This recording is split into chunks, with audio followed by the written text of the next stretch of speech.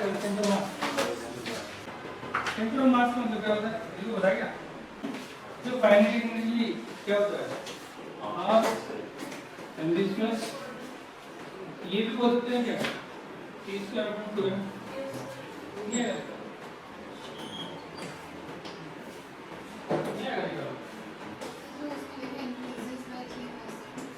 देखो आपको कुछ याद हो कि लेस देन 5% होता है तो क्या होगा? है ना? इसको मैं अप्रोक्सीमेशन में बताया आ जाएगा 5% से कम होता है तो क्या करना होता है?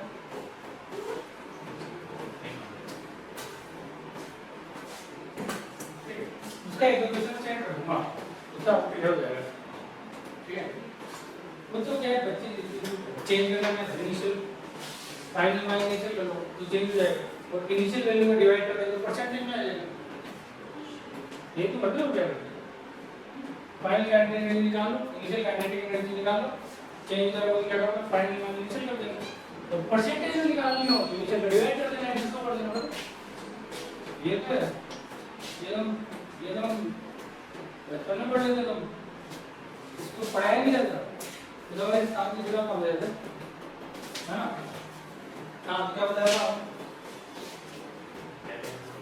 सेंटर मार्क का हम जानते हैं ठीक है समान जिसका सेंटर हो सेंटर मार्क का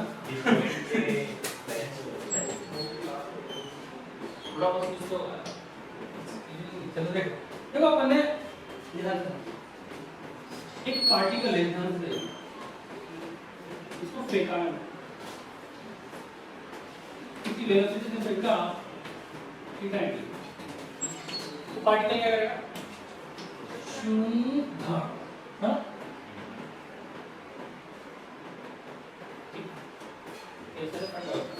लेकिन ये तो पॉइंट पार्टिकल पॉइंट ऑब्जेक्ट मान लो ऐसे करेंगे बड़ी रोड पे क्या बिल्कुल ऐसे जाएगी क्या जैसे कि मैं यूं फेंकूं इसको यूं फेंकूं ये जाएगी अगर मैं इसको सीधा फेंकूं तो घूमेगी क्या जैसे पहले तो यूं घूमती जाएगी कैसे जा जैसे कि ये मान लो ये यहाँ से फेंकी रोड तो ये कंफर्म थोड़ी बिल्कुल यूं एक पे ऐसे जाएगा हो सकता है वो यूं करते हुए हो सकता है वो यूं और नीचे गिर जाए हो सकता है वो यूं दैट फिर अंदर से थोड़ा ऐसे करके तो क्या वहां पर भी प्रोजेक्टाइल मोशन में कैसे बिल्कुल ये रहता है क्या चेंज हो रहा होगा क्या वो राजू से काजू क्या होगा ये क्यों नहीं लगता हो रहा क्योंकि वहां पे पॉइंट ऑब्जेक्ट था अपन मान के चले तो बिल्कुल ऑब्जेक्ट ऐसे के वैसे बिल्कुल नहीं जा रहा अब इसमें जो पार्टिकल घूमता घूमता जा रहा है घूमता घूमता अपने फ्रंट पे थोड़ा घर पे कोई नहीं चल रहा कभी सीधा जा रहा है उल्टा जा रहा है टेढ़ा जा रहा है सीधा जा रहा है ना जैसे कि एक काम से मान लो रोड यहाँ से मिल रही थी ठीक ये इस पार्ट पे तो जाएंगे ना पार्ट के लिए हमारा जैसे पार्ट में हमारा ठीक तो मैंने क्या किया ध्यान से देखो ध्यान से ठीक है तो मैंने क्या किया अपनी रोड थी वो ये ऐसे गई ठीक है ये इसका ये इसको एक पॉइंट बोलते हैं ये वाला जैसे जैसे आगे गई ना तो रोड ऐसे हो गई ठीक है तो ये एक पॉइंट यहाँ हो गई समझा तो जैसे और आगे गई तो ये रोड ये हो गई ये एक पॉइंट ये हो गई रोड है ये गई ये यूं हो गई या फिर ऐसे मान लो ये हो गई ये यूं हो गई फिर ये यूं हो गई ठीक है फिर यहाँ जाने के बाद ये रोड ऐसे नहीं तो रोड छोटी नहीं होगी रोड वही गई छोटी हो गई ठीक है तो ये पॉइंट यहाँ आ गया फिर ऐसे करते करते ये पॉइंट यहाँ आ गया फिर ऐसे करते करते ये पॉइंट यहाँ आ गया तो ऐसे करते करते ये पॉइंट यहाँ ठीक देखो ये रोड थी तो रोड ऐसे गई यूं ऐसे लेकिन इसमें एक पॉइंट ऐसा है जो हमेशा कांस्टेंट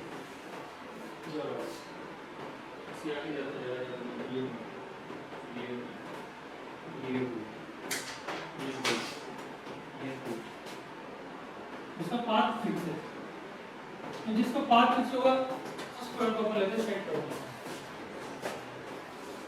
मैंने ऐसा नहीं बोला कि उसका जो मास उसके सेंटर पे, ऐसा कुछ भी नहीं बोला। जरूरी नहीं हो सेंटर पे, उसका मोशन जरूरी नहीं सेंटर पे, बस चल रहा है तो इसका एक पॉइंट ऐसा रहेगा तो फिक्स रहेगा, इस रिलेशन को फॉलो करेगा। ठीक है, तो इस जगह पर तो मैं एक्सटर्नल फोर्स की बात करूंगा ना, जो नेट एक्सटर्नल फोर्स होगा वो क्या होगा, तो इसका मास m हो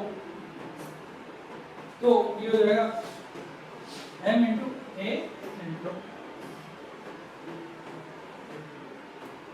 ये वाली जनरल वाली बात। उसमें और इसमें डिफरेंस है क्या, उसमें पॉइंट ऑब्जेक्ट, ये पॉइंट ऑब्जेक्ट, लेकिन इसमें एक पॉइंट ऐसा है जो हमेशा सेंटर ऑफ मास के अलोंग ही मोशन है। उसके अलावा मैंने जो एक्सटर्नल फोर्स लिया वो क्या एम टू सेंटर, ठीक है। वो आपने बचपन में बातें सुनी होगी कि और पीछे ज्योमेट्री होती है, सेंटर का सेंटर पास हो जाता है, ऐसे वो बात कर रहा है, ठीक है। हम सेंटर मास उसको लेंगे जिसके अलोंग मोशन फिक्स चले, लेकिन मैं उसको कंसीडर कर बात समझ आई, जैसे कि अभी तो अभी एग्जांपल की बात कर रहे हैं, हाँ घटने के बाद, हाँ अब मान लो एक रोड दे दी मैंने, एक रोड है इसी हॉरिजॉन्टल पाथ पर चल रही है, ठीक है। तो ये रोड, मैंने क्या किया, इसको एक फोर्स लगाया ऐसे, ठीक है। तो अब फोर्स ही लगाया ना, फोर्स इसे लगाया इसके इस कोने पर, क्या लगाया इसे कोने पर, मैंने बोल दिया कि जो मास इस रोड का है, ठीक, ये कब के बाद है, t बराबर 0 पर इनिशिएट कर दिया। जैसे मैंने फोर्स लगाया तो रोड आगे चली, तो रोड की कंडीशन कुछ ऐसी हो गई है, कुछ ऐसे हो गई। तो ये पहले नहीं है, हमको भी मटेरियल के बारे में बात है, अभी ऑब्जेक्ट सेम ही है अपना, थोड़ा फोर्स इसी कोने पे लग रहा है। फिर ये मोशन किस कौन से प्लेन पर है, हॉरिजॉन्टल प्लेन, हॉरिजॉन्टल सरफेस मान लो, हॉरिजॉन्टल सरफेस, ठीक है। अब वो जो हॉरिजॉन्टल सरफेस है उसको स्मूथ भी फोल्ड है, फ्रिक्शन भी नहीं आता। अब कुछ देर बाद रोड ऐसे हो जाएगी,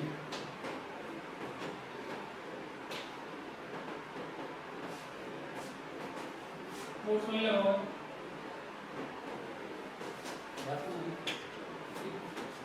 तो इसमें क्या होगा, जैसे रोड चलेगी ना, इसमें एक पॉइंट ऐसा होगा जो फिक्स रहेगा, मतलब उसके अराउंड मोशन चलता रहेगा, ठीक है।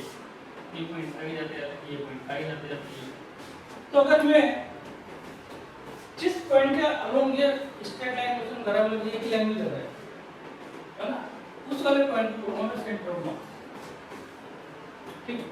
तो किसी मान लेते हैं t = 1 सेकंड पर, किसी t = 10 सेकंड, तो मैं इस जगह अगर एक्सीलरेशन की बात करूंगा तो क्या हो जाएगा, क्या पाऊं, ये किस पॉइंट पर है, ये इस पॉइंट पे है, ठीक है, ठीक है। बनाओ सही बनाना, आपके पास वक्त बहुत है।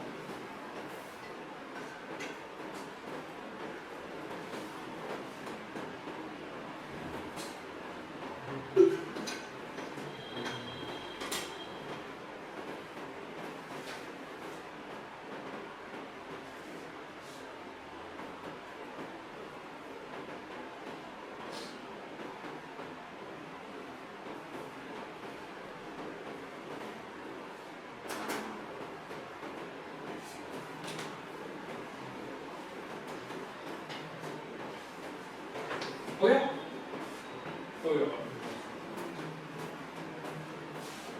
तो कर लिया। हम डिजाइन में बनाना नहीं लिखना है, हैं? बताने के डिजाइन बना रहे,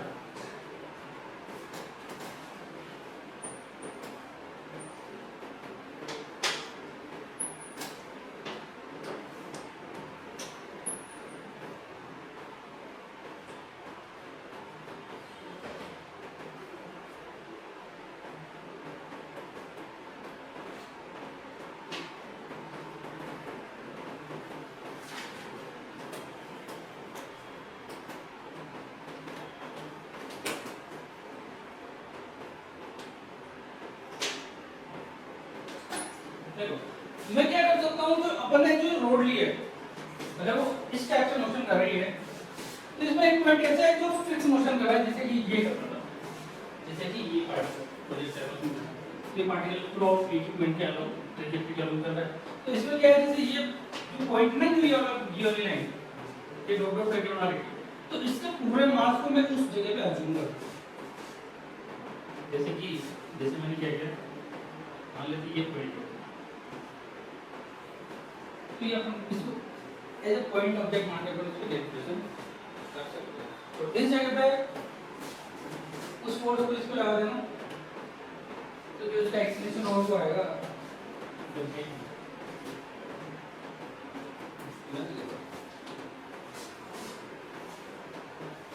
और उसमें एक पॉइंट ऐसा होगा जो फिक्स होगा, देखो ऐसे ध्यान दो ये है। अब जैसे इस जगह फोर्स लगा रहा हूँ, इस पॉइंट पे लगा रहा हूँ, जैसे जाते जाते देखो अब मैंने ये नहीं बोला जो मैं देखो ये पॉइंट इसके सेंटर पे नहीं है, ज्योमेट्री के सेंटर पे, ये पॉइंट ज्योमेट्री के सेंटर पे नहीं है, तो फिर फील करो ये यहाँ फोर्स लगा रहा, तो जिस लाइन के अलावा मोशन करेगा ना उसको अपन जैसे पॉइंट ऑब्जेक्ट मान लेंगे, उस लाइन के अलावा उसकी इंक्लिनेशन के लिए निकाल देंगे, ठीक है। जैसे कि एक और लेते हैं, आपने साइक्लोइडल मोशन के बारे में सुना है? साइक्लोइडल मोशन सुना? साइकिल मोशन कर रही है, चलो दिखाते हैं। अब सुनाएंगे, ये कब सुनोगे? कॉलेज के बाद कब सुनोगे?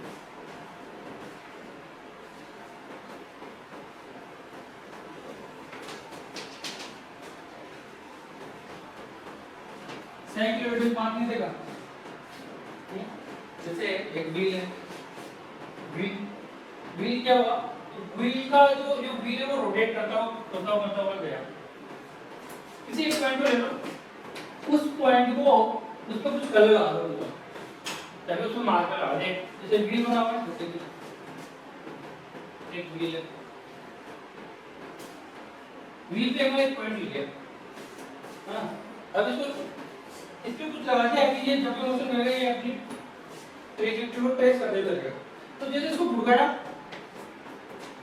तो भुड़काते इसका जो पाथ होगा इस टाइप से वही होगा, इसको बोलते हैं सुनाई नहीं है तो सुना, हाँ तो देखो ये वाला पॉइंट यहाँ पहुंच गया, इसे करते करते ये पॉइंट ऊपर भी जाएगा, ये सेम लेवल पर है ना, हो थोड़ा नीचे ऊंचा बना देते, बात समझ आ रही है? तो जो ये पाथ होगा ना इस पॉइंट का, ये पॉइंट देखो ध्यान दो, ये पॉइंट रोटेट करते करते करते यहाँ जाएगा, फिर पॉइंट नीचे पहुंच जाएगा, जैसे आप कवर कर लिया फिर और जाएगा, फिर यहाँ पहुंच जाएगा, फिर पूरा एक कवर मतलब इनिशियल जहाँ पे पोजीशन थी वर्टिकल के रेस्ट में वो वापस वर्टिकल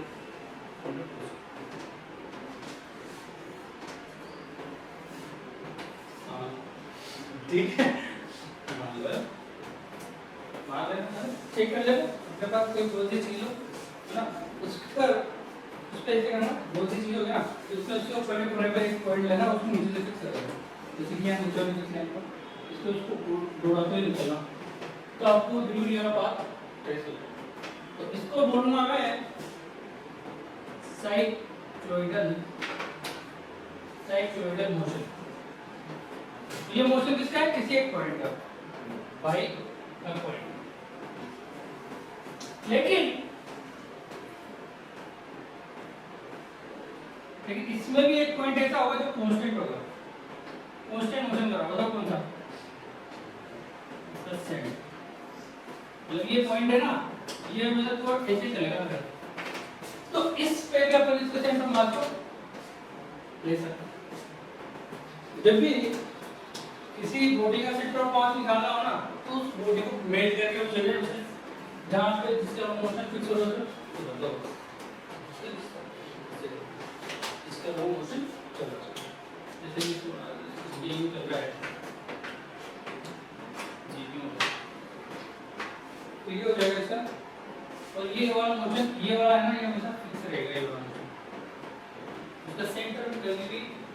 उन्हीं पाथ से डाइवर्ट नहीं होगा। ठीक है, तो इसके समान में एक दो लाइन लिखी है ना, ये वाला बनाना जरूरी है सेंटर को, क्योंकि अपन इसका लॉगिंग मोशन देंगे ये फिक्स है, ये फिक्स रहेगा। तो लिखो, देखो सेंटर ऑफ मास को COM बोला, बस COM पता लगे, बार बार वही लिखते जाओ, centre of mass, centre of मास। ठीक है, सेंटर ऑफ मास लिखो, centre of mass is an imaginary point. चल कुछ पता नहीं है उसको इमेजिनरी मान लेते हैं अपन, है ना। Centre of mass is an imaginary point on extended on an extended body और सिस्टम ऑफ पार्टिकल्स, मतलब जरूरी थोड़ी बॉडी में एक ही पार्टिकल हो, बॉडी है तो बहुत सारे पार्टिकल होंगे, और system of particles that will perform the same motion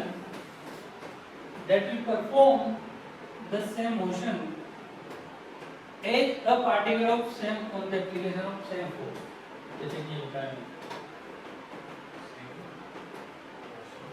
same motion as a particle of same, जैसा कि पार्टिकल होता है, एक इंडिविजुअल पार्टिकल होता है, उसको अपन के सेंटर पे लेके चलेंगे, जिसके अलावा कुछ होता है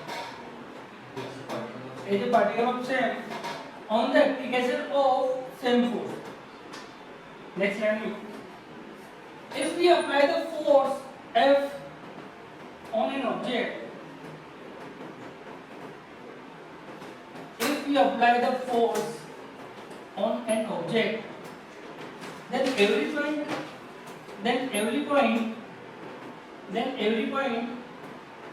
on the object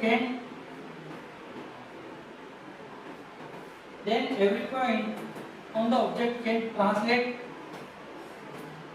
vibrate or rotate. So every point on the object can translate,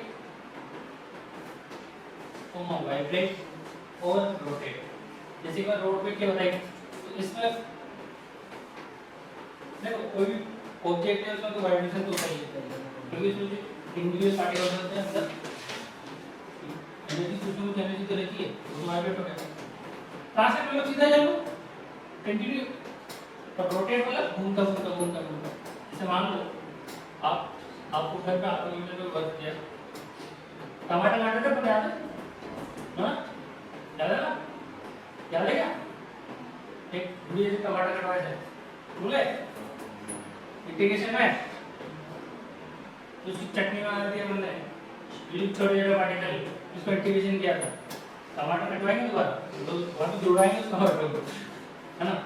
तो रोटेट, वाइब्रेट और rotate bye there will be one point, मतलब वो एक पॉइंट के अबाउट ही चलेगा और जो भी कर देगा, by there will be one point which will perform the simple motion,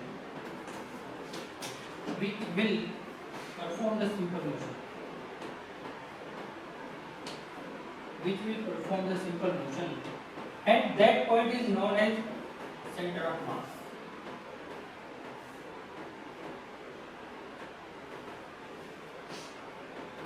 उस नंबर क्या बोला जाता है, जो फिजिक्स का कभी है क्या बोला जाता है, कोई भी पार्टिकल को मान लो, कोई भी मान लो सिस्टम ऑफ पार्टिकल, जैसे वो सारे पार्टिकल वो चल रहा है, तो अब यहाँ फोर्स लग रहा है, तो वो यू बोलते हुए भी जाता है, क्योंकि उसके इस पॉइंट पे लग रहा है फोर्स, तो ये ऐसे जाते, तो इस पूरे रोड के अंदर एक पॉइंट ऐसा होगा जो बिल्कुल प्योर, ये जो पार्टिकल, जो पॉइंट पार्टिकल उधर से काम करेगा, जैसे कि वो ये पॉइंट है, तो इस पॉइंट पर मैं इसको अज्यूम करूंगा कि इसका प्रमाण इसका है, तो इस को मैं सेंटर मास लेके चलूंगा, बस ये होगा, ठीक है। तो धीरे-धीरे थोड़ा इंटरेस्ट बढ़ जाएगा, कैसे होगा, हां करेंगे कोई बात नहीं। तो सिस्टम ऑफ पार्टिकल हो सकता है कंटीन्यूअस हो या डिस्क्रीट हो, तो दो टाइप के सिस्टम भी होते हैं, ठीक है। मतलब डिस्क्रीट मतलब कंटीन्यूअस, मतलब थ्रू आउट यूनिफॉर्मली हो गया, मतलब पूरा मास यूनिफॉर्मली डिस्ट्रीब्यूट है। डिस्क्रीट मतलब किसी चीज कम किसी चीज ज्यादा होता है। जैसे कि यहाँ पर कोई भी मटेरियल मान लो कि एक रोड थी, तो बीच में से पतली हो गई, साइड में मोटी हो गई, नॉन यूनिफॉर्म रोड। तो कंटीन्यूअस मास मतलब थ्रू आउट पूरे पे फैला हुआ है, थ्रू आउट पूरे पे फैला हुआ है। तो दो टाइप से सिस्टम होता है मतलब पार्टिकल का, एक होता है डिस्क्रीट पार्टिकल सिस्टम और दूसरा होता है कंटीन्यूअस सिस्टम। ठीक है, तो पहले अपन बात करेंगे calculation of centre of mass for discrete particle system. अलग अलग रैंडम ले लेंगे, यहाँ पे M1 M2 M3 अलग अलग पार्टिकल ले लेंगे। डिस्क्रीट मतलब वो देखिए जरूरी नहीं सेम हो, और कंटीन्यूअस मतलब थ्रू आउट सेम हो, है ना। तो अपन उसकी बात करेंगे। तो फर्स्ट लिखो calculation of centre of mass for discrete particle system. Calculation of centre of mass for discrete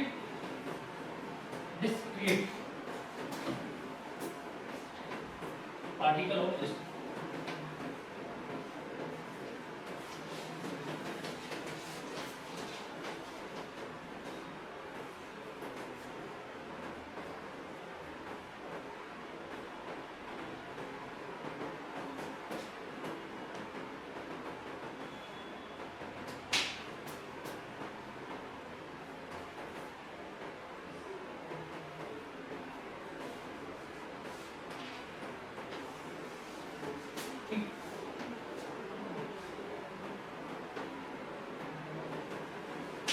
मान लो एक सी है, ठीक है।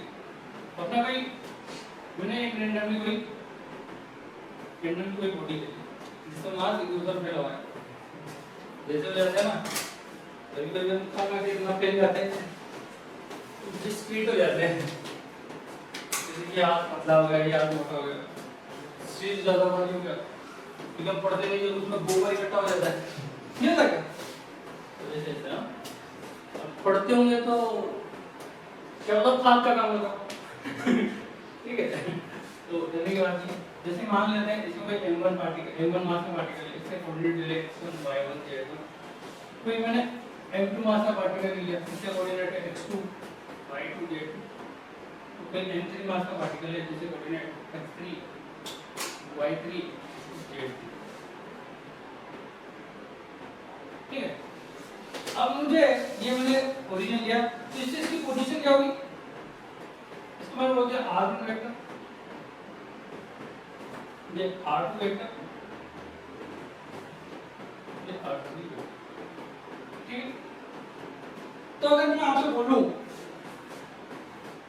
अब टोटल देखो इसकी पोजीशन वेक्टर की बात करूं तो क्या है, तो पोजीशन वेक्टर ऑफ m1 मास क्या लिखना चाहूंगा, इस m1 मास का पोजीशन वेक्टर की बात करूं तो r1 वेक्टर इक्वल टू क्या होगा, याद करो तो होगी चीजें। तो मैं पोजीशन वेक्टर फॉर m1 मास की बात कर रहा हूं, फॉर m1 मास, तो r1 वेक्टर इक्वल टू क्या हो जाएगा, x1 ik plus y1 jk plus z1 k। लेकिन मेरा टारगेट ये नहीं है, ये तो आपको आता है, मेरा टारगेट है इस पूरे सिस्टम का सेंटर ऑफ मास, उसका पोजीशन वेक्टर निकालना। तो वो system position vector of centre of mass, तो position vector of centre of mass की बात करनी है, position vector of centre of mass. तो अगर मैं position vector of centre of mass को ऐसे लिखूं r3 हो गया, तो इसको ऐसे लिखते हैं m1 क्या लिखूंगा, m1 r1 vector plus m2 r2 vector plus m3 r3। ये बेसिक तरीका है लिखने का, divide by m1 plus m2 plus m3,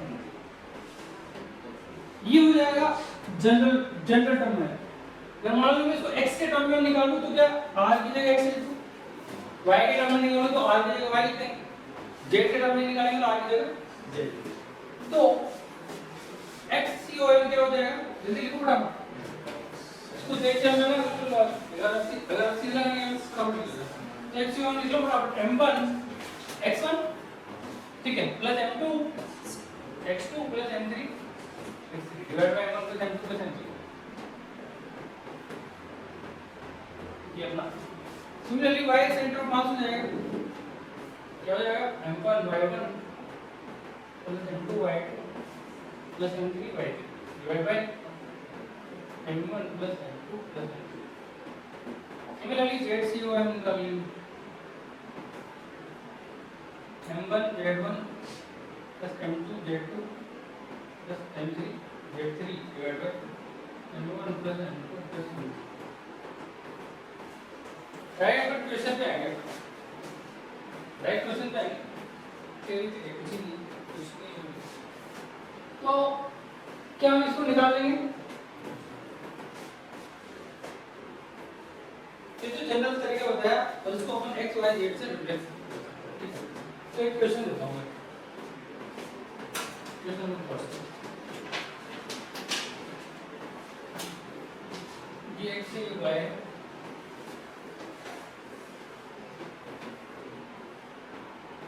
यह मेरी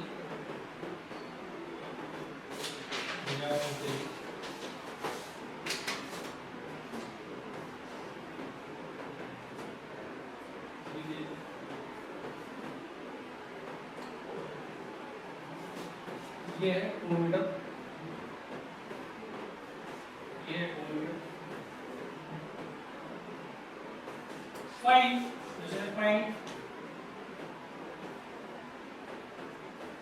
find the position vector of center of mass, मतलब RCOM की बात कर निकाल सकते हैं। तो देखो x y प्लेन की बात तो z तो आएगा, तो आप x y को मैं निकाल दो, इस टाइप के क्वेश्चन आते हैं। तो आपको कुछ भी आने के लिए तो आने चाहिए, कुछ भी आने के लिए तो आने चाहिए।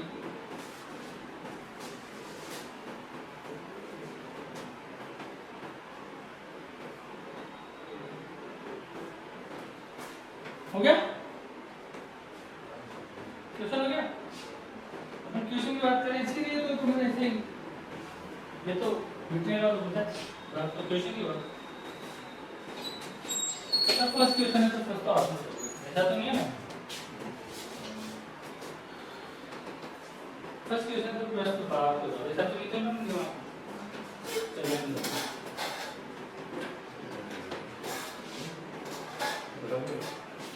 Find the position vector of centre of मास है, उसको ब्रैकेट में, ये ब्रैकेट में है, ये है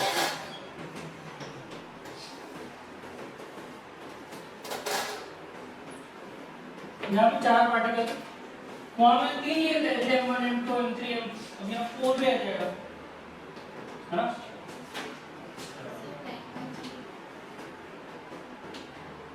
10/3 क्या?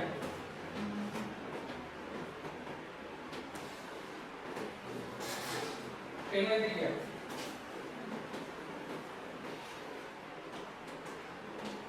सेंटर ऑफ मास की लोकेशन 10/3 है, ठीक है। 4/3 है कि x प्लस 2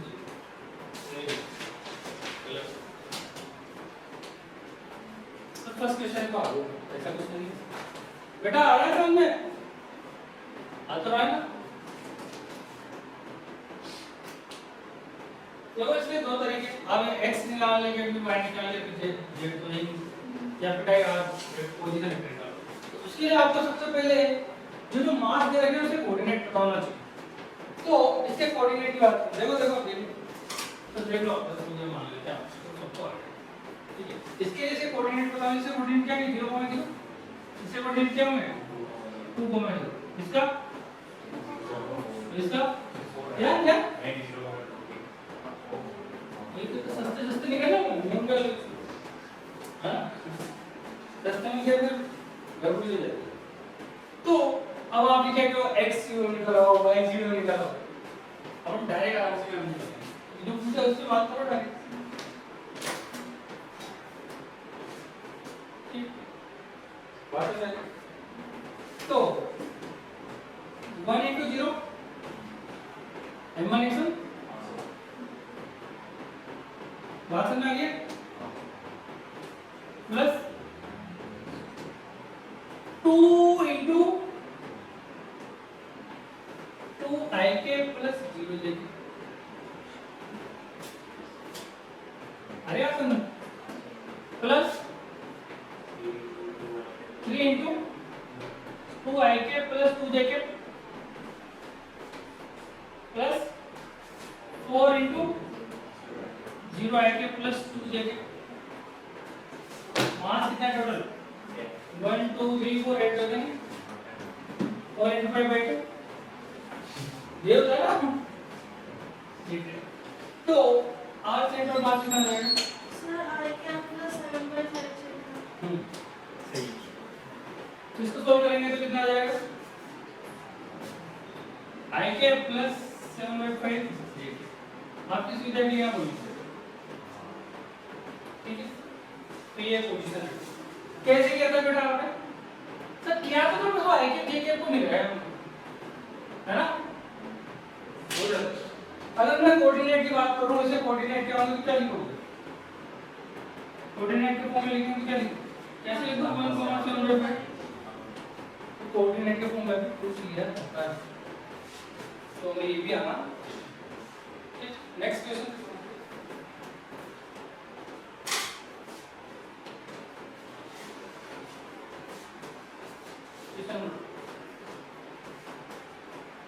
एक इक्विलेटरल ट्रायंगल दे दे क्योंकि ये नहीं है कि मैं आपको एक दो पार्टिकल वाले क्वेश्चन कराऊंगा तो चलोगे आप डायरेक्ट इक्विलेटरल ट्रायंगल है कैसे पता उसने बोला नहीं कि इक्विलेटरल ट्रायंगल है मुझे देख के पता चल गया कि इक्विलेटरल कैसे देखकर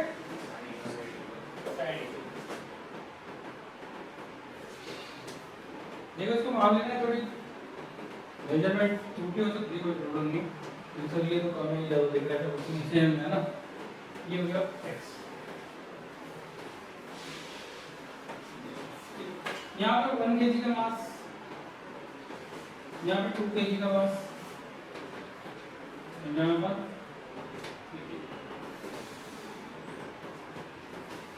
find location of center of mass find location of center of mass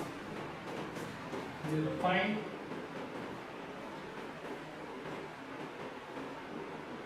location of कर दो बराबर आपके पास बहुत कम पॉइंटों में मतलब पॉइंटों हो गया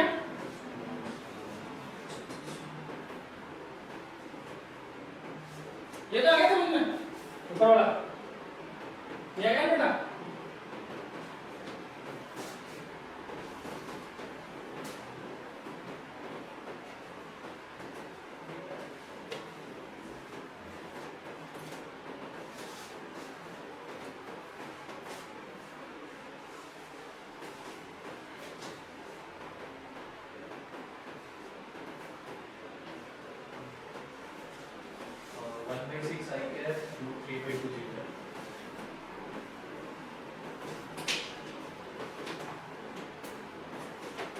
आपको सबसे पहले कोऑर्डिनेट के बारे में पता होना चाहिए कि इसका कोऑर्डिनेट क्या होगा कोऑर्डिनेट निकालते हो क्या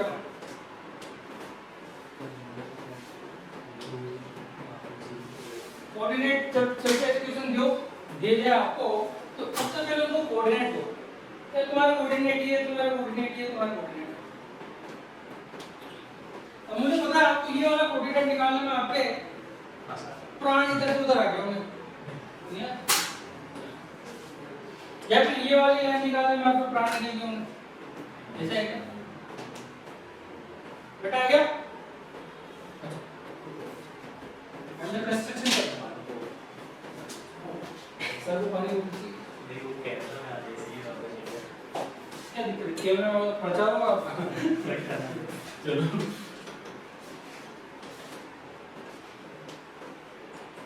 तो चलो मैं थोड़ा सा हिंट देता हूं आपके लिए कोऑर्डिनेट लिख देता हूं इसके लिख देता हूं चलो ये 1,0 होगा और ये -1,0 और ये कितना होगा 0,√3 देखो जिसको कोऑर्डिनेट नहीं आया निकालना पूछना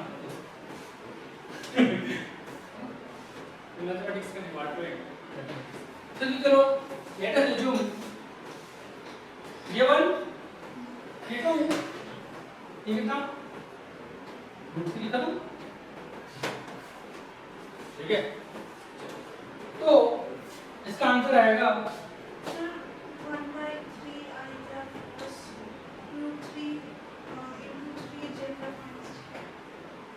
कैसे ऐसा आ रहा है कि अब तो ये आंसर ये आ रहा है तो ये आ रहा है वही करना है कोई नई चीज क्या कर रहा हूं तो कोऑर्डिनेट बता दे सर आपको क्या चाहिए नाउ नेक्स्ट क्वेश्चन देखो वेटर नहीं क्वेश्चन ये y ठीक है ये x मान लो ये 1 kg का इसका कोऑर्डिनेट है 1,0 ये 2 kg का इसका कोऑर्डिनेट है 2,0 ये 3 kg का इसका कोऑर्डिनेट है 3,0 ऐसे करते तो यहां तक बोलते n kg का n find location of center of mass find the location of center of mass देखो y में तो आपको लफड़ा नहीं पड़ेगा y सेंटर ऑफ मास 0 आएगा चलो ये भाई क्या आप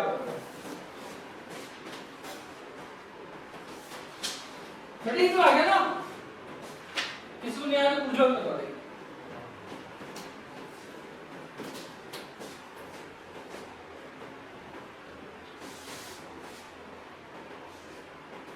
जिसको नहीं आया ना तो वो अपनी कॉपी में क्या लिखेगा नहीं लिखना बच्चा दुष्ट है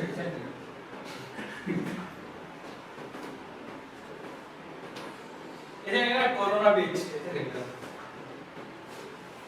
9th क्लास में कोरोना में कहीं तो निपट पाया होगा ठीक है तो पढ़ा कोरोना ही होती थी डीएनए वायरस का नाम पता है क्या आरएनए वायरस का नाम ठीक है बेटा डीएनए वायरस डेंजर होता है या आरएनए वायरस डेंजर होता है हमने तो बेकार होती करी थी देखो डीएनए वायरस तो क्या है आरएनए वायरस जैसा दुष्ट वायरस होता है वो रूप चेंज करता है गिर करता है कि आज मैं ऐसा हूँ कल मैं ऐसा हूँ परसों मैं ऐसा हूँ इसलिए दिक्कत आ रही थी वैक्सीन बनाने में जैसे कोल्ड होता है ना कोल्ड जुकाम खांसी जुकाम होता है इसमें कोई वायरस घुसता है ऐसे इसलिए कभी जुकाम की गोली मेडिसिन बनती है लेकिन मेरे लिए दिया एक मेडिसिन दे दो जुकाम हो रहा है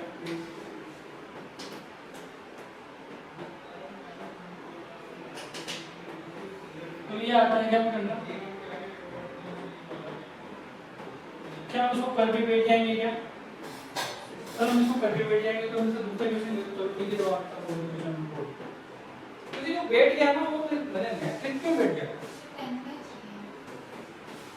क्या आते हैं मैट्रिक इसके लोकेशन बेटा यहाँ पे ये भी है n kg n,0 ये बढ़ता जा रहा है एक नहीं हो दो नहीं है तीन नहीं हो n kg तक है सर 2n + 1/3 2n + 1/3 सही है चलो मैथमेटिक्स चाहिए कोई मैथमेटिक्स चाहिए होगी चलो करिए आता है समझ में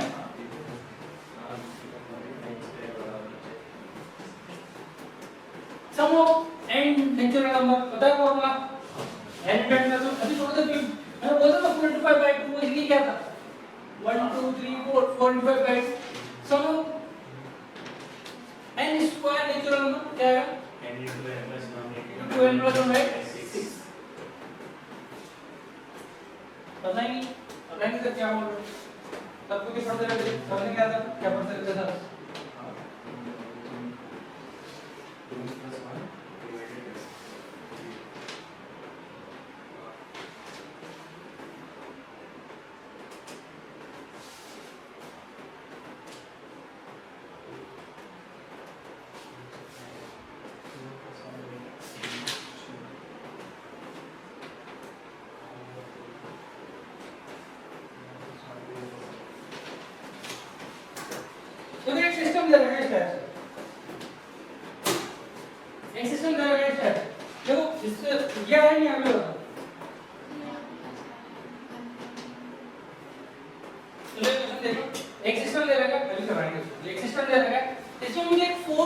इसका मास रखना है, मुझे 4 kg का मास उस जगह रखना है जिससे इसका जो सेंटर ऑफ मास है वो 1,1 आ जाए।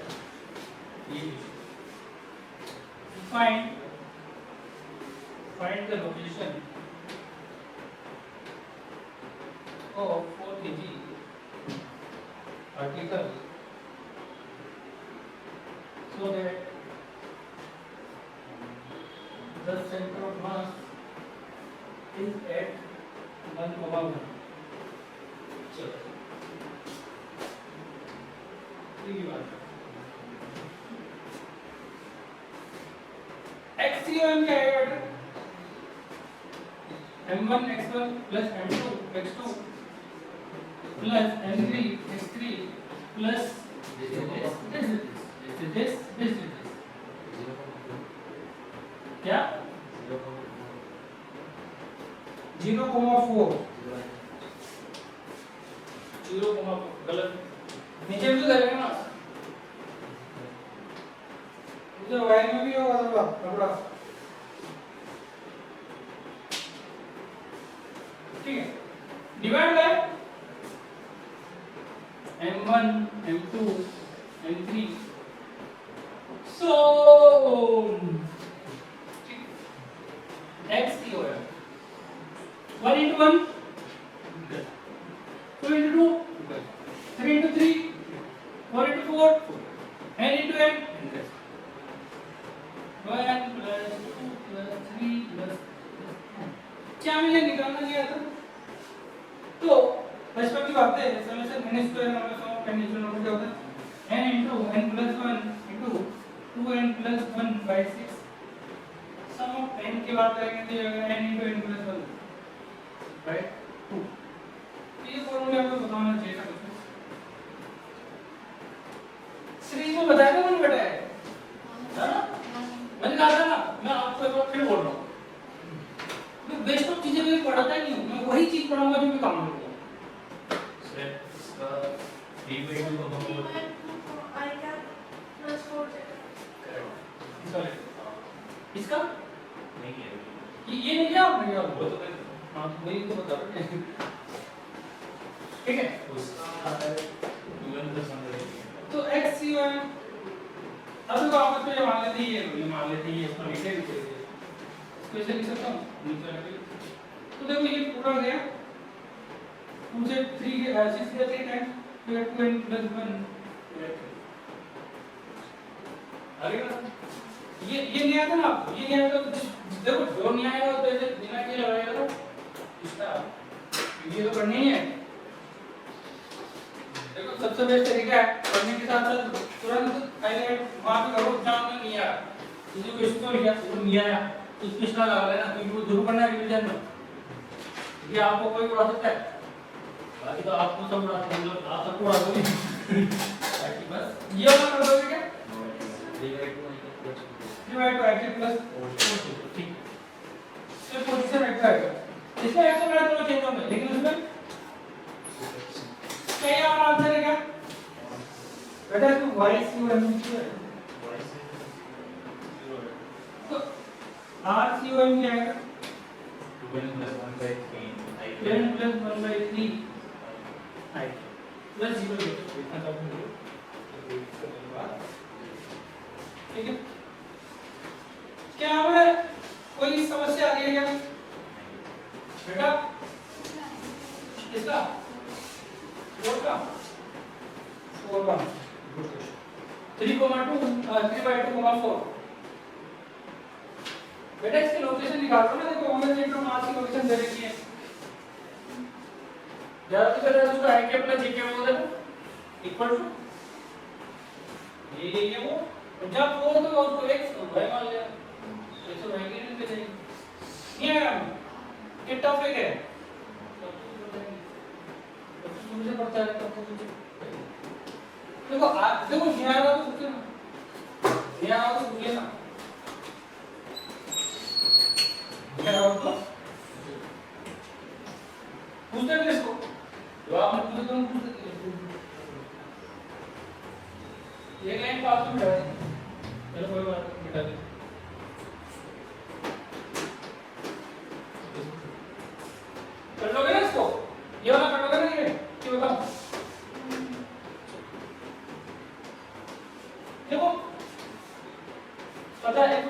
पार्टिकल रख दे बार ऐसे करने से चल हर बार नई कैलकुलेशन हो तो आपको मोस्टली बहुत सारे क्वेश्चन आंसर देते हैं ना।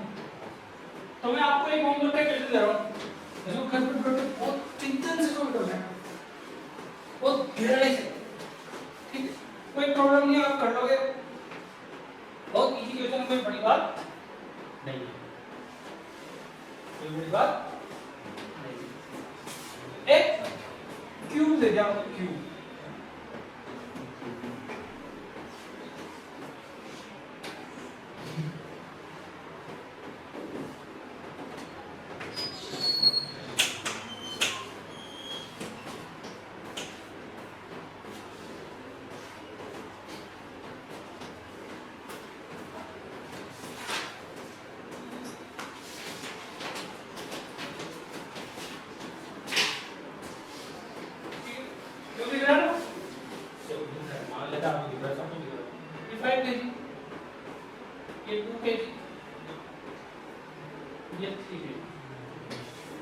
क्यूब है ना, क्या है क्यूब? ये क्यूब नहीं है, क्यूब है ना, ये जो क्यूब समझ लेते हो।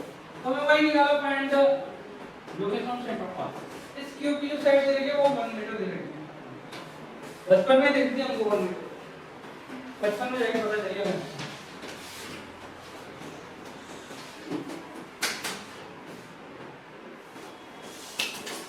तो आप कर लोगे find the location of centre of homework है ना, यही कर लो, कर लेना मुझे आ जाएगा आपको क्या सारे कोने पे करने के बाद हाँ 3 मार्क दे रखे बस, इसको वो मतलब तो बड़ा मत देना ना कि हाँ इसमें हम निकाल आपको बस आपका टारगेट क्या होना चाहिए कि इसकी लोकेशन कोऑर्डिनेट पता होना चाहिए। कोऑर्डिनेट लिखो क्या मैंने? नहीं लिख लोगे ना, चलो तो इसका कोऑर्डिनेट क्या होगा? इसका 1,0,1 x पे कितना है 1, y पे कितना है 0, z पे कितना है 1, इसके इसका x पे कितना है 0, y पे कितना है, z पे कितना है 1। देखो ये गेन नहीं लगा, ये अपन को खुद करना है। ये कितना है इस पे अब निकाल लो। अब तो क्या हल हुआ है, हल हल में ये तो क्या था सिस्टम के लिए था, अपन 2 पार्टिकल सिस्टम की बात कर रहे हैं। Location of centre of mass for 2 particle system, इसको रख लेते हैं। हाँ सर देखो सेंटर मास चैप्टर को दीजिए, लीजिए ना, हाँ शुरू से लेकर लास्ट तक ये बोला है अपन को, ध्यान रखना लास्ट तक, मतलब जब तक ये चैप्टर खत्म नहीं होता, लेकिन वास्तव में चैप्टर दिए बस पढ़ने की देते हैं बस, बाकी तो सब easy. Location of center of mass for 2 particle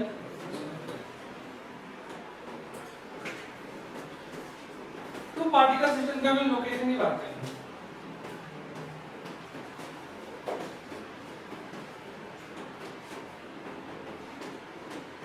मान लेते हैं एक पार्टिकल है ये m1 मास का जो ओरिजिन पे रखा हुआ है, जो दूसरा पार्टिकल है m2 मास का, इसकी लेंथ दे रखी है मैंने l दे रखी है, ठीक है, इसकी लेंथ क्या दे रखी है l दे रखी है, इसके कोऑर्डिनेट क्या होंगे l,0 कोई उत्तर मैंने बोला नहीं था सर वो दिस इज सेंटर ऑफ मास मान लिया मैंने, और ये बोल दिया कि ये यहाँ से कितने डिस्टेंस है r1, और इसको बोल दिया कि ये यहाँ से r2, हाँ क्या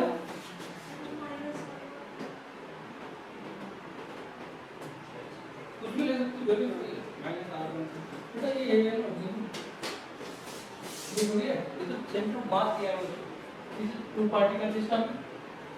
तो हमारा टारगेट R1 और R2 को निकालना है और उसका रेशियो निकाल लेना R1 और R2। इससे नई चीज पता चलेगी, ठीक है। तो यहाँ here R1 is equal to distance from m1 मास, जो R1 है वो डिस्टेंस कहाँ से m1 मास। क्या आपका कौन रहेगा? हाँ?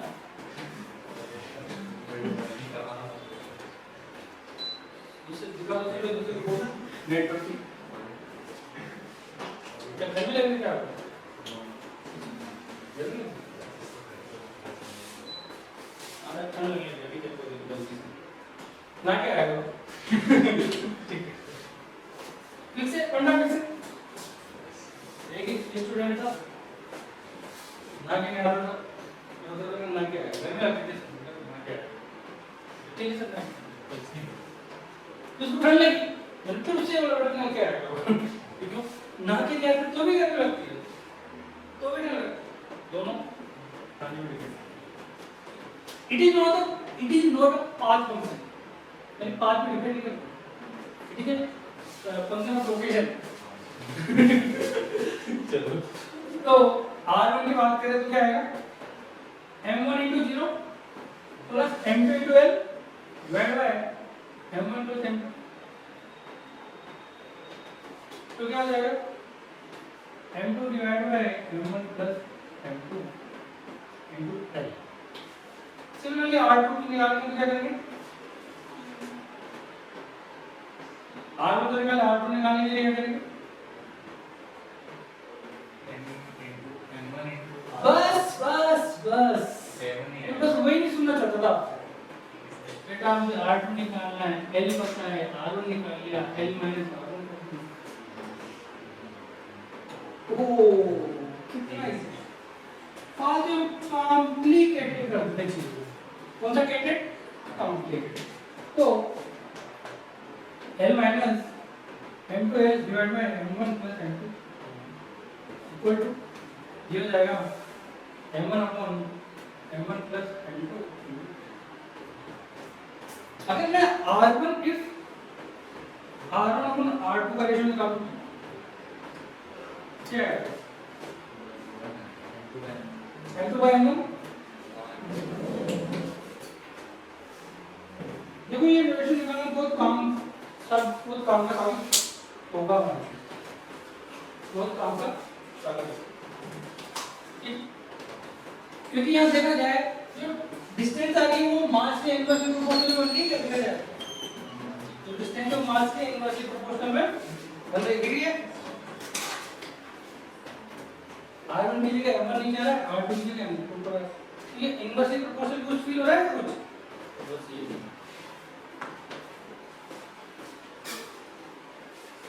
ठीक है बात समझ आ गई चलो मैं इसका आंसर लिख देता हूं क्या पता आपको करो ठीक है अब आपको क्या हो रहा होगा सर 1/2 x y z देखो फील कर रहा होगा ये 2 3 1 2 3 तो कहीं ना कहीं इसी प्लेन पे है तो z वाला तो कौन आएगा हां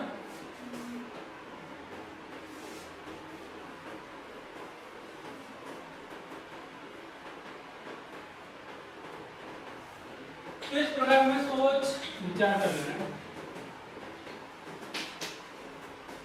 ओके क्या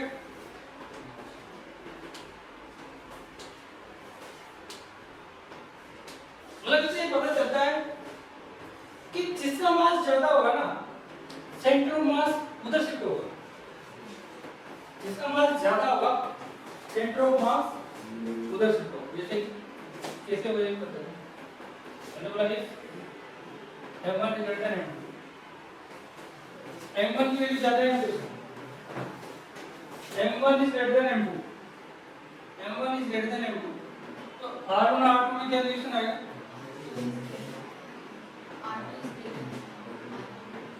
R2 is greater than R1 और सुनना मतलब center of mass will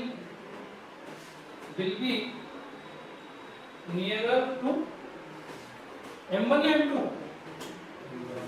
क्योंकि जो मास ज्यादा होगा उधर ही तो है ना, तो इसे लिख देते हैं हेवियर मास।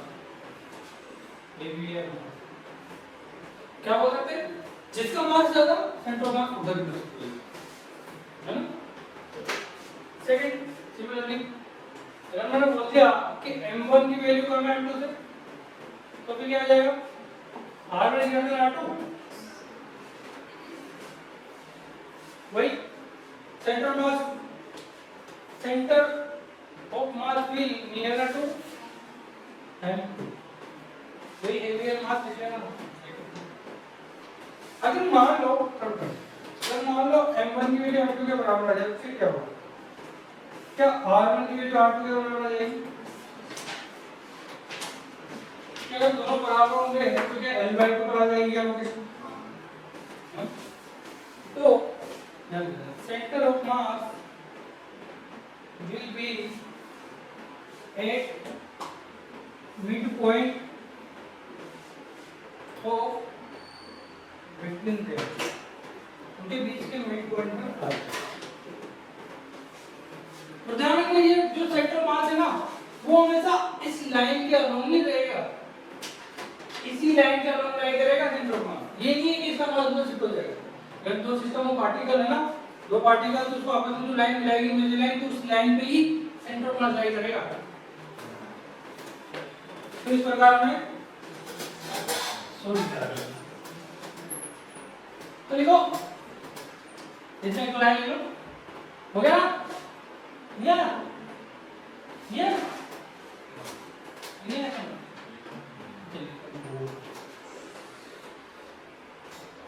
5G के जमाने में 2G की स्पीड से काम कर रहे हैं, रिचार्ज खत्म हो गया, समझ रहे हो ना? देखो the center of mass of the two particle system always lies on the line joining them, मतलब तो आपस में लाइन जॉइन करके मिला देगा। the center of mass of the two particle system always lies on the line joining them, the center of mass of the two particle system always lies on the line joining them, मतलब जो आपस में उनको line जोड़ेगी ना मिलेगा। तो समझ में आ रहा है ना? पूछेगा दुनिया बहुत दूरी है, ध्यान रखो दुनिया बहुत दूरी, ऐसे ऐसे क्वेश्चन देखो बोल रहे क्वेश्चन इजी है तो बोल रहे दुनिया बहुत दूरी है, रखो क्वेश्चन सीरियसली नहीं लो। जब आपके शुरू में किए होंगे तो आपको पता चल ही गया होगा, तीसरा साल चल रहा है ना, ग्रेजुएशन में आ गया देखो नेक्स्ट है centre of mass divides center of mass divides the distance between the two particles। देखो ये थ्योरेटिकल जो लाइन लिखा रहा हूं मैं आपको बहुत काम आई, कितनी कितनी काम आई, बहुत काम आई। the center of mass divides the distance between the two particles in the inverse ratio of masses, in the inverse ratio of masses। किसी को उधर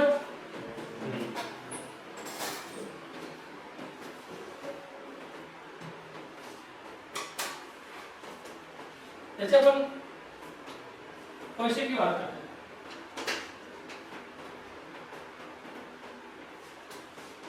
ठीक है देखो क्वेश्चन नंबर 6 चलेगा।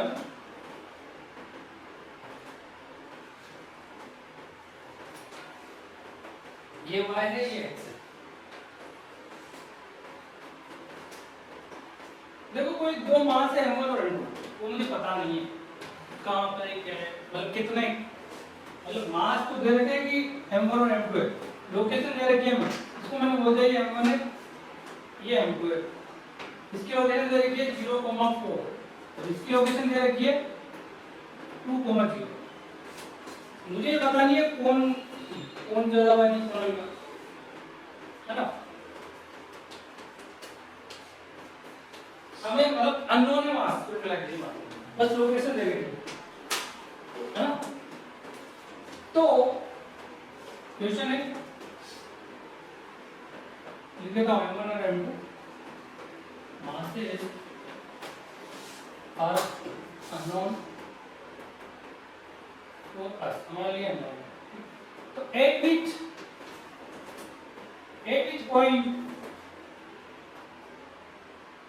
point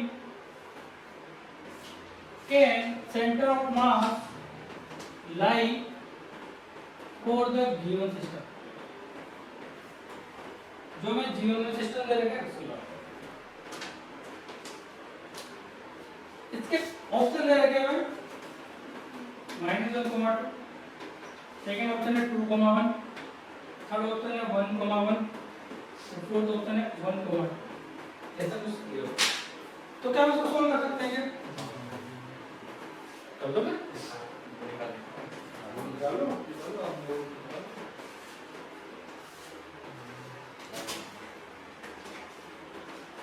कॉन्फिडेंस की बात देनी पड़ेगी कहां से? 50% क्वेश्चन तो काम नहीं हो गया बाकी अब 50% आपको अपना दिमाग लगाना।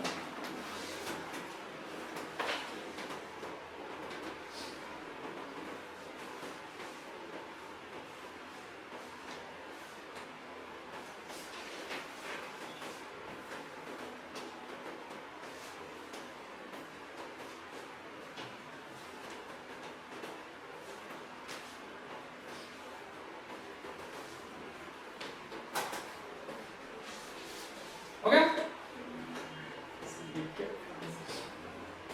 या अब तो आ गया कौन कौन क्या है ये सेकंड कौन कौन क्या फोर्थ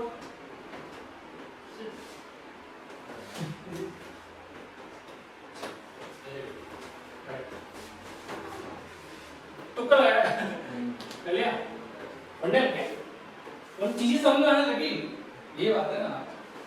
देखो हमें कुछ और पता हो या नहीं पता होगा तो एक बात जरूर पता होगी मतलब क्या तो सेंटर ऑफ मास होगा क्या वो इनको लाइन को ज्वाइन करते हैं तो क्या इस लाइन पे होगा क्या?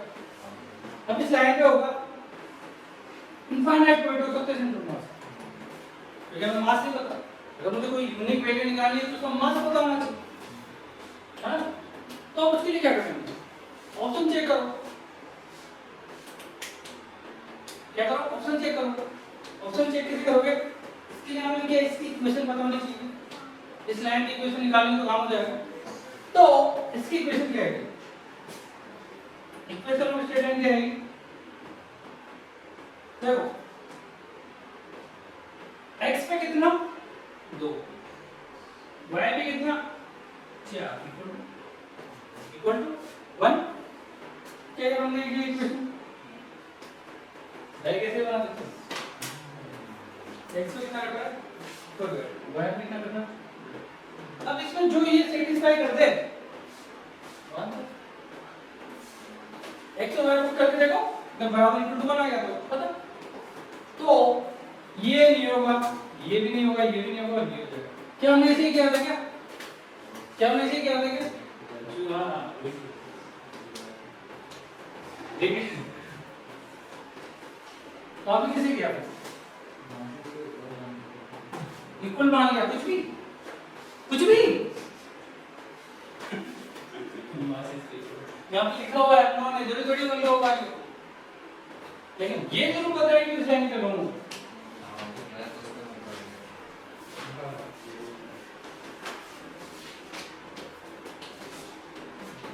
अगर यूनिफॉर्म दे रहा है तो इसका मतलब क्या है कि जो पूरी जो बॉडी है ना वो एक ही मटेरियल से बनी होनी चाहिए।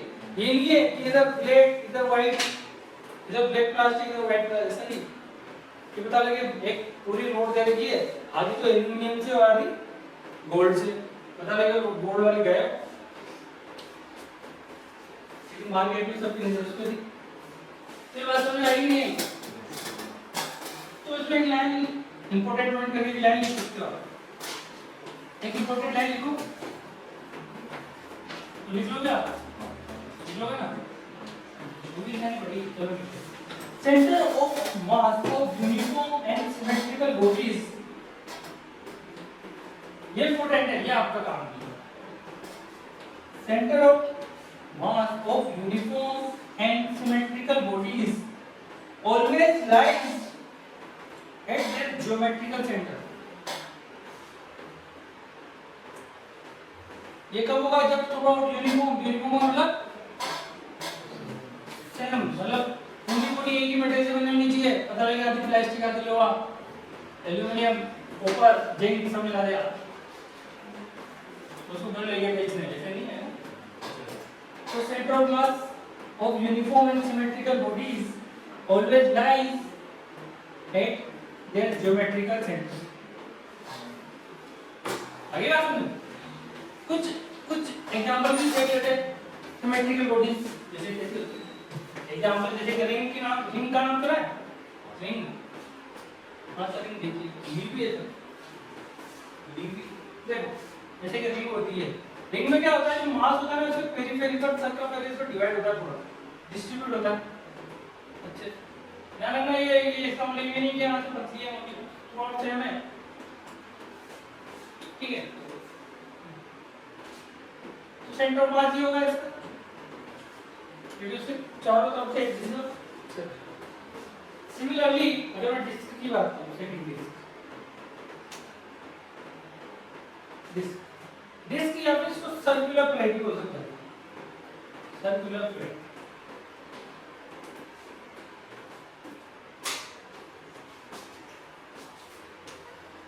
सर डिस्क को ऐसे बनाएंगे ताकि आपको पता लगे पूरा पूरी डिस्क में मास डिस्ट्रीब्यूट है, तो इसका सेंटर पे सेंटर ऑफ मास होगा, क्योंकि इसके ज्योमेट्रिकल चलो सेम मटेरियल से बनी होनी चाहिए।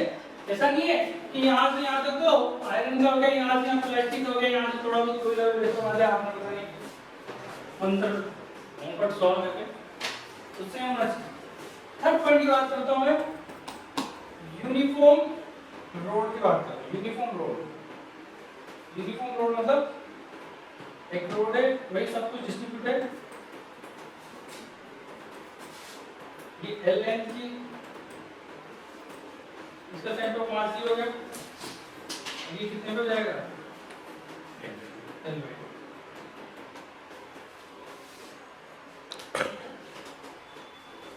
ऐसे अगर मैं एक ट्रायंगुलर शेप की बात करूं, ट्रायंगुलर शेप का काम क्या होगा? इसको कुछ पता होगा ना, बचपन की बात है तो। अगर उसकी हाइट h हो तो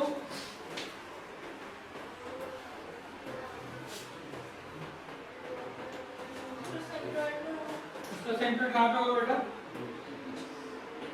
नीचे में होगा।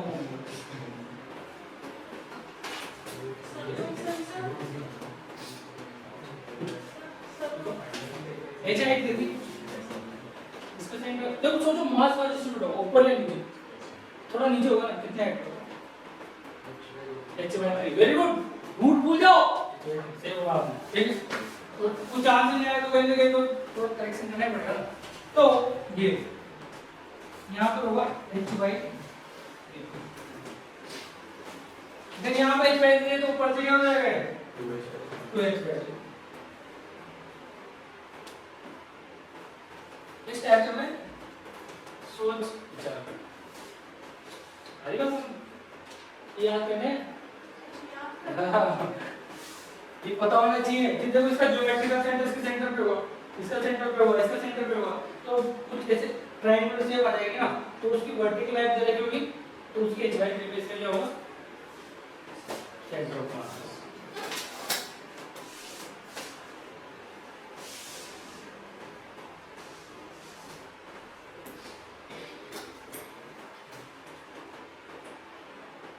अब बॉडी का कॉम्बिनेशन करके अपन उसके सेंटर ऑफ मास की कैलकुलेशन करेंगे। ये तो आ गया ना, देखो ये वैल्यू पुट करके आपको आता ही, आप मैं क्यों बता रहा हूँ, आप इसको करते ही आप तो रिवीजन करना है ना, मैं समझ गया था आपको। लिखो calculation of centre of mass, calculation of centre of mass for combination of bodies, combination of bodies.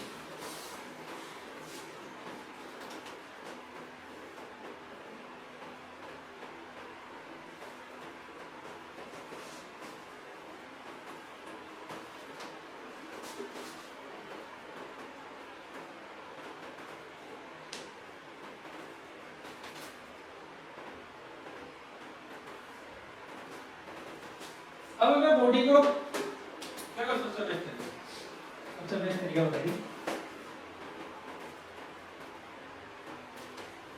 सबसे बेस्ट तरीका है जैसे मान लो कोई बॉडी दे रखी है अलग अलग, है ना, और मुझे क्या उसका सेंटर मास निकालना है, तो कुछ बात करना कि जो बॉडी दे रखी है ना उसको मेल्ट करो, उसके सेंटर मास को पुट करो, दूसरी बॉडी को मेल्ट करो, उसके सेंटर मास को पुट करो, निकालना ही चाहिए। ये है ना x1 x1 से हम x2 सेंटर मास निकालना सही है। तो ये y है, ये x है, तो आप लिख लो जो मैंने बोला, to calculate the centre of mass, to calculate the center of mass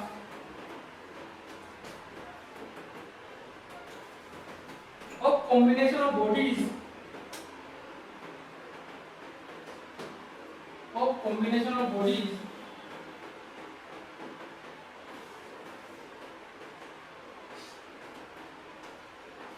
whole mass of an individual body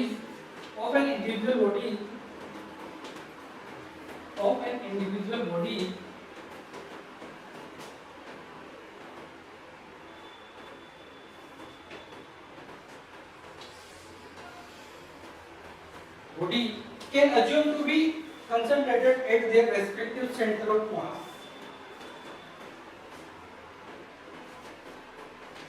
At their respective center of mass.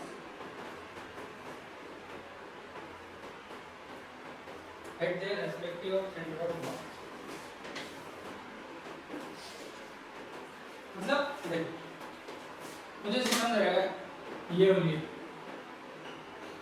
हाँ, तो ये एक बॉडी है जिसका मास m1 है, दूसरी बॉडी है जिसका मास m2 है, मुझे इनका कंबाइंड सेंटर ऑफ मास निकालना है।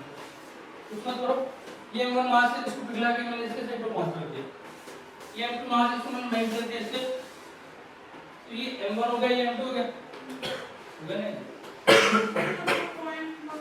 हाँ, उसको पॉइंट मास उसके सेंटर ऑफ मास को रख लेंगे, फिर तो निकाला ही जगह, बराबर? कुछ दिनों पहले क्या 2 3 साल 4 5 6 साल में क्या था, ठीक हल हो गया। तो ये बहुत इजी है, बहुत इजी, तो इसको नहीं भी पढ़ाते तो भी काम देता होगा, नहीं होता? तो ये बोलो आगे मुझे, हाँ आपको हाँ में आवड़ नहीं होती है क्या, हाँ में आवड़ नहीं होती है, समझ में नहीं भी आया कहाँ से आ गया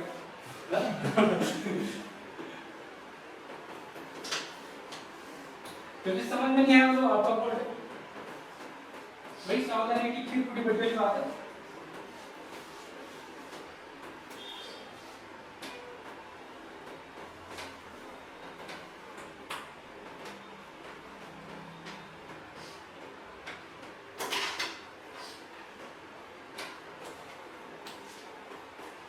तो फिर मैं एक क्वेश्चन के बाद फिर मैं आपको होमवर्क दूंगा, ज्यादा नहीं, 100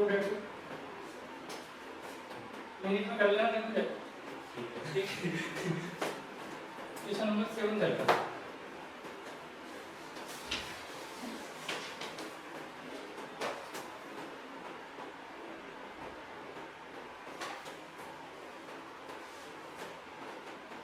एक रोड है ये,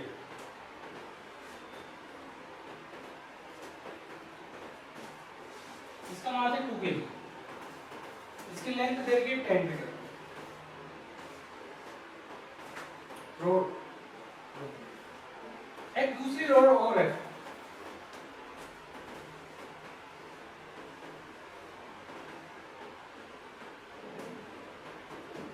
इसकी लेंथ है 4 मीटर,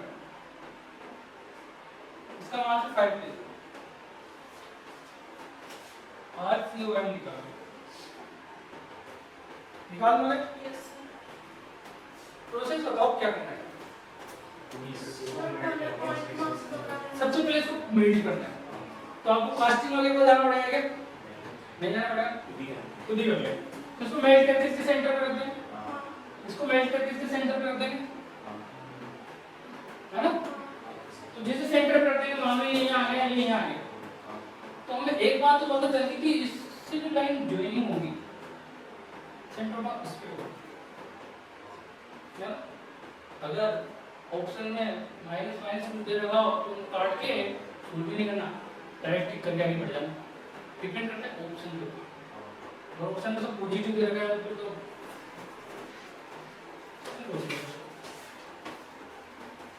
तो ये आपके लिए होमवर्क कर लोगे ना? Sir, 10/7 I cap plus 10/7 will be. Correct.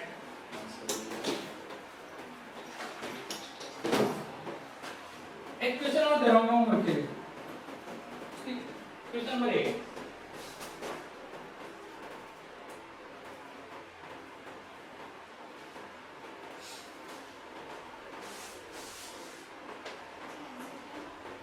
10/7 आई के 10/7 देख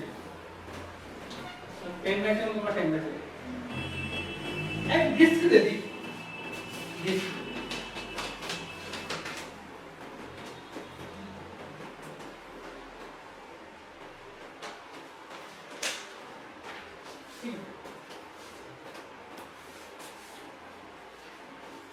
दो डिस्क दे रखी है